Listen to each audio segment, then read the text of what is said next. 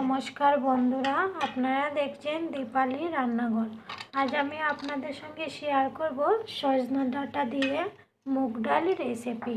আপনারা সঙ্গে থাকবেন আর দেখে নেবেন আমি কিভাবে তৈরি করছি সজনা দিয়ে মুগ ডাল রেসিপি। আপনারা এখানে দেখতে পাচ্ছেন আমি মুগ ডালটা ভালোভাবে ধুয়ে অন্য একটা বাটিতে নামিয়ে নিচ্ছি, আর এখানে কেটে রেখেছি কিছুটা সজনা ডাঁটা।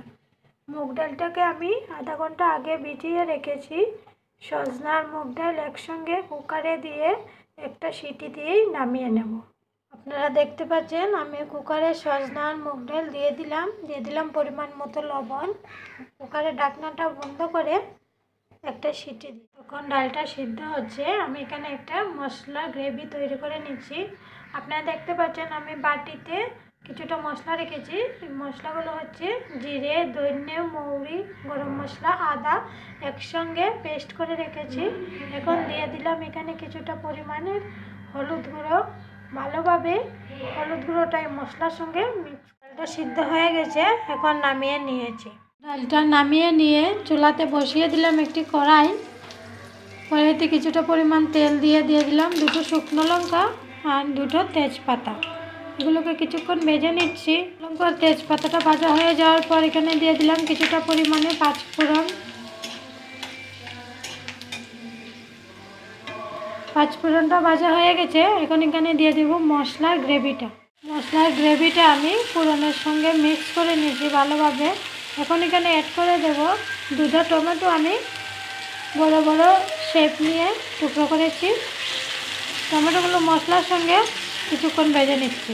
টমেটোটা ভালো করে মশলার সঙ্গে মিশিয়ে নিয়েছি। এখন দিয়ে দিলাম এখানে পরিমাণ মতো লবণ, দিয়ে আবারও ভালোভাবে মিশিয়ে নেব টমেটো আর মশলার সঙ্গে লবণ। মশলার থেকে তেলটা বেরিয়ে এসছে, মশলাগুলো খুব সুন্দর করে ভাজা হয়ে গেছে। এখন এখানে অ্যাড করে দেবো আগে থেকে সিদ্ধ করে রাখা সজনা ডাঁটা আর মুগ ডালটা তেলে দিয়েছি। এখন ভালোভাবে মিক্স করে নিচ্ছি।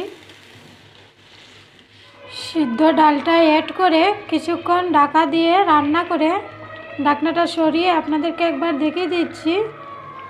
প্রায় তৈরি হয়ে গেছে মুগ ডাল সজনা ডাঁটা দিয়ে রেসিপি। কিছুটা চেরা কাঁচা লঙ্কা দিয়ে দিলাম আর দিয়ে দেবো কিছুটা পরিমাণের ঘি। ভালোভাবে মিক্স করে নামিয়ে আপনাদেরকে একবার দেখিয়ে দেব।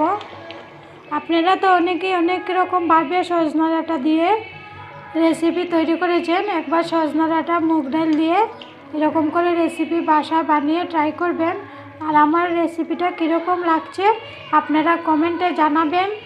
আমার চ্যানেলটাকে যদি এখনও সাবস্ক্রাইব করে না থাকেন তাহলে আমার চ্যানেলটাকে লাইক, শেয়ার, সাবস্ক্রাইব আপনারা করবেন। চুলার থেকে নামিয়ে একবার আপনাদেরকে দেখিয়ে দিলাম। দেখেন কালারটা খুব সুন্দর হয়েছে আর খেতেও কিন্তু খুব ভালো লাগবে। খুব ভালো একটা গন্ধ বেরিয়েছে। পরিবেশনের জন্য আমি তৈরি করছি। প্লিজ আপনারা আমার চ্যানেলটাকে সাবস্ক্রাইব, লাইক, শেয়ার করবেন।